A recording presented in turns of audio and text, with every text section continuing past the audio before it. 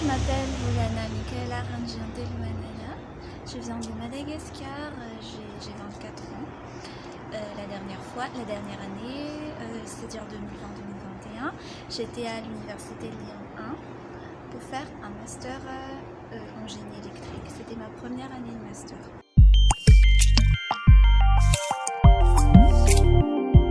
Alors génie électrique, pour moi de base, ce que je voulais faire c'était les énergies renouvelables.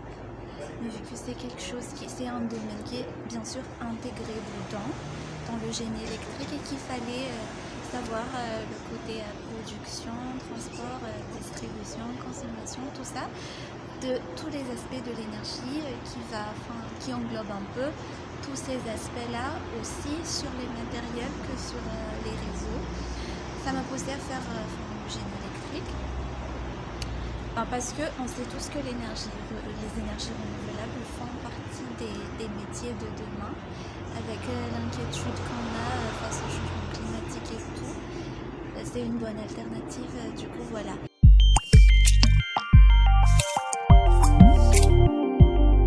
Moi j'aurais tendance déjà à comparer ce que j'ai vécu ici en tant qu'étudiante et bien sûr la formation à ce que j'ai pu avoir à Madagascar, parce qu'à Madagascar j'ai déjà fait un master en énergie renouvelable plutôt dans le domaine de l'hydroélectricité.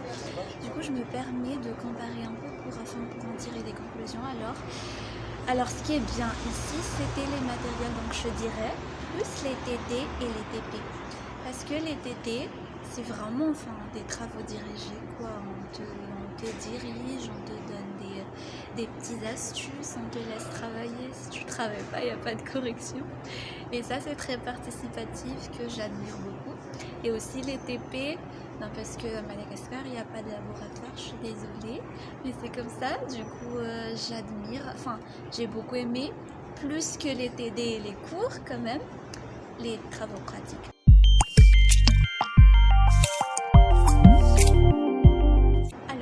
Étudiants qui veulent arriver dans la formation, qui veulent venir dans la formation ou qui y sont déjà, le conseil que j'aurais à donner, c'est d'abord de bien cerner le travail qu'ils veulent faire après, parce que c'est très important quand même, qu'ils restent dans le domaine du génie électrique. Ils peuvent faire de l'électronique, un peu de l'automatique et peut-être un peu du génie mécanique, mais il faut qu'ils sachent que ces domaines-là leur plaisent déjà.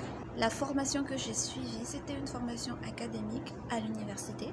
C'était pas une école d'ingénieur. C'est-à-dire qu'on te laisse un peu le libre arbitre. Je sais pas si c'est assez compréhensible. On te laisse un peu le libre arbitre. Donc tu as un peu trop de liberté et moins de surveillance. Les profs, ils vont pas te dire... ils vont pas t'obliger à rendre les copies ou quelque chose comme ça, mais c'est à toi de t'auto-discipliner en fait. Et sans ça, tu risquerais de ne pas réussir les examens, parce que les travaux pratiques, ça compte pour un tiers de la note finale. La participation compte en quelque sorte aussi dans les travaux pratiques, et l'examen final compte que pour 2 tiers. Du coup, il faut s'autodiscipliner. Et par rapport aux examens, moi, ce que j'ai à conseiller, c'est de traiter les sujets, les anciens sujets pour voir à quoi peut ressembler un examen, s'entraîner sur le temps, parce que la durée est limitée, et faire ça bien avant la date de l'examen.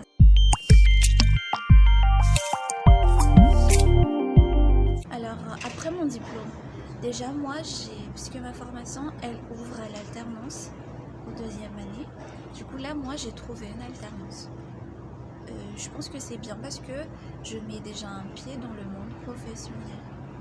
Du coup voilà, moi j'aimerais travailler 1 an ou 2 en tant qu'ingénieur en énergie, en génie électrique, avant de faire mon doctorat, parce que j'ai un projet de faire un doctorat après 2 ans d'expérience professionnelle. Et vu que cette année-là compte déjà pour moi comme une expérience professionnelle, parce que j'aurai mon alternance, 2022-2023, je vais travailler, je chercherai du travail. Et après 2023-2024, je suis